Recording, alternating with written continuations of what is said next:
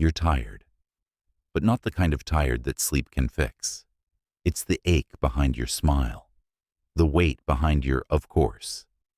You give, you care, you show up, and somehow that feels like disappearing.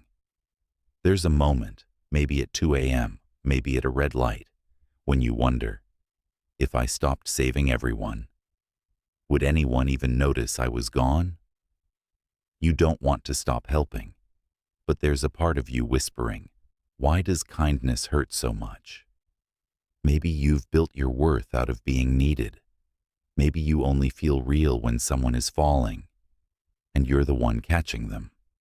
They call you selfless, but deep down, you're starting to wonder if that's just another word for invisible. So tell me, when did love start to feel like labor? And who would you be if no one needed saving? The truth is, you're not just tired from helping. You're tired from pretending it doesn't hurt. You've wrapped your exhaustion in politeness. You've masked your resentment with a smile. You've told yourself, this is what good people do. But deep down, something feels off. You say yes because you're kind. But what if you say yes because you're afraid? Afraid of being unloved, afraid of being seen as selfish, afraid that if you stop being useful, you'll stop being wanted. No one tells you this. But the need to be needed can become a cage that looks like compassion. You've built your identity on being the helper, the fixer, the strong one. But what if that role is just a beautifully crafted prison? You give so much because you're terrified of what's left when you stop giving. The people around you, they've grown used to your endless yes. They don't notice the quiet no dying in your throat. And you? You've stopped noticing it too. But here's something no one told you. Being good at carrying others doesn't mean you're meant to carry everything. And helping people shouldn't come at the cost of abandoning yourself. Maybe you're not helping them heal. Maybe you're helping them avoid. And in doing so, you're avoiding something too. What if this isn't love? What if it's a bargain? A silent exchange. I'll save you, if it means I don't have to face myself. You've made a home in the storm, but storms were never meant to be homes. Carl Jung once said, people will do anything, no matter how absurd, to avoid facing their own souls. You thought your kindness made you selfless. But what if it's your way of avoiding something deeper? In Jungian psychology, there's something called the shadow. The parts of ourselves we reject, suppress, deny. Not just anger, not just fear, but even the desire to be loved without earning it. Even the part that says, I'm tired, without apology. When you always show up for others, when you keep giving without boundaries, you might not be operating from pure love, but from a persona, a mask of the good one, the savior, the one who never breaks. This persona wins you praise. It keeps you safe. It tells you who you are, but behind it, your shadow waits. It's the voice that says, I help because I'm afraid I'll be nothing if I don't. I rescue them because I don't know how to rescue myself. You see, the savior complex isn't about love, it's about survival. It's the unconscious belief that your worth depends on how many people you save from drowning, even if you drown in the process. But the shadow doesn't want to hurt you. It wants to complete you. It carries the truth you've buried under good intentions. You are not only your light, you are also the ache, the hunger, the silence. And unless you face that, you'll keep rescuing others to avoid ever looking into your own abyss. You've become an expert at holding others. But have you noticed how no one really holds you? There's a quiet erosion that happens when you live to be someone else's anchor. At first, it feels noble, empowering, like you've found your purpose. But over time, you start to vanish. You smile while breaking. You say, I'm fine, while bleeding. You become fluent in their pain, but illiterate in your own. And somewhere along the way, you forgot how to need, how to ask, how to receive. Because to need is to feel exposed. And exposure, it threatens the story you've built. That you are the strong one, the stable one, the savior. But strength built on denial isn't strength, it's performance. You show up at every crisis like a lighthouse in the storm. But no one sees that the lighthouse is crumbling inside. You think, if I can just hold them a little longer, maybe someone will finally see me. But they don't. Because they've been trained, not by cruelty, but by your own behavior, to believe you don't need anything. And here's where the shadow tightens its grip. Because beneath all the rescuing, there's a wound. A child who learned that love was earned, that safety came from being useful, that value meant self-erasure. So you kept becoming what others needed and never asked what you needed. You confused sacrifice with connection. You believed pain was the proof of your love. But now, you're tired. Not just in your body, but in your soul. Tired of proving your worth through exhaustion. Tired of being a sanctuary for others while living as a ghost to yourself. Tired of being the good one when goodness has become a mask glued to your face. This is not love. This is martyrdom.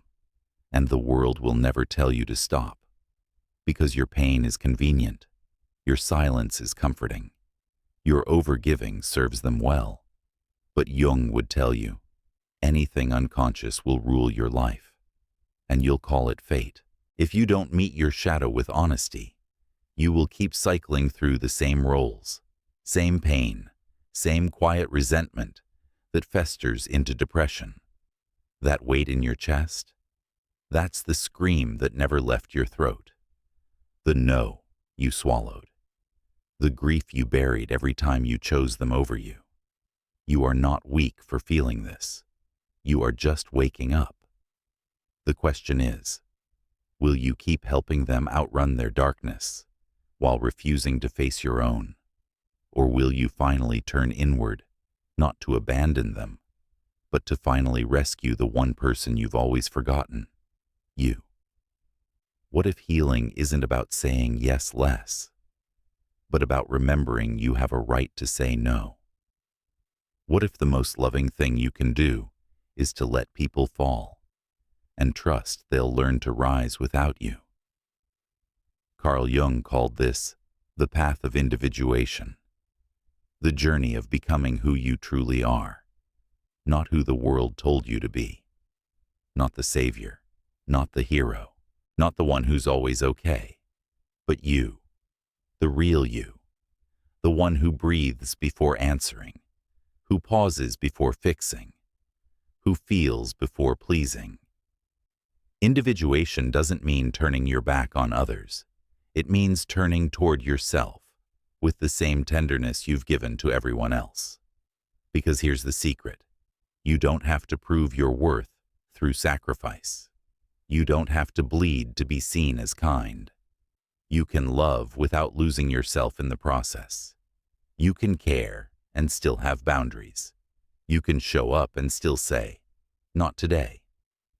It starts with small things, honest things, like saying, I'm tired, and not explaining why.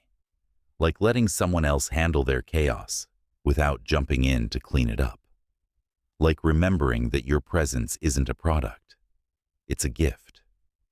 You were never meant to be everyone's solution. You were meant to be whole. The world told you that your goodness was tied to your usefulness. But what if you're good simply because you exist? What if your value doesn't disappear when your hands are empty? Letting go doesn't mean you don't love them. It means you finally love you too. And when you stop playing the savior, something beautiful happens. The people around you start to grow. They find their own legs. They discover their own light. And you? You get to rest. You get to breathe. You get to remember what it feels like to belong to yourself. This is not selfish. This is sacred. This is not the end of love. It's the beginning of real love. Love that's chosen, not earned. Love that's rooted in truth, not roles. Love that holds space for your humanity, not just your service. So if you're tired, stop. Not forever. Just long enough to ask, who am I when I'm not saving anyone? And then, with softness, not shame, let that question guide you home. If this spoke to something buried inside you, don't let it slip away like another passing thought. Write it. Claim it. Let the words become a beginning. I choose to return to myself, because maybe that's the bravest thing you can do. Not save someone else, but stay with yourself. Through the guilt, the silence, the unfamiliar peace. And if you've been carrying this weight alone, know this: you're not the only one. Leave a comment. Say the words out loud. Share this with the one person who always forgets they're allowed to rest. And when you're ready, subscribe. Not for the algorithm, not for numbers, but because this journey inward isn't meant to be walked alone. But this is only one layer. There's still a part of you haven't met. The part that doesn't help, doesn't fix, doesn't perform. The part that simply is. And it's waiting. In the silence. In the shadow. In the places you were told to hide. The next video will take you there. To the quiet rage you've swallowed. To the guilt you've mistaken for love. To the version of you that doesn't need to be needed to exist. If this spoke to your exhaustion, the next will speak to your grief. Because healing isn't just about rest, it's about release.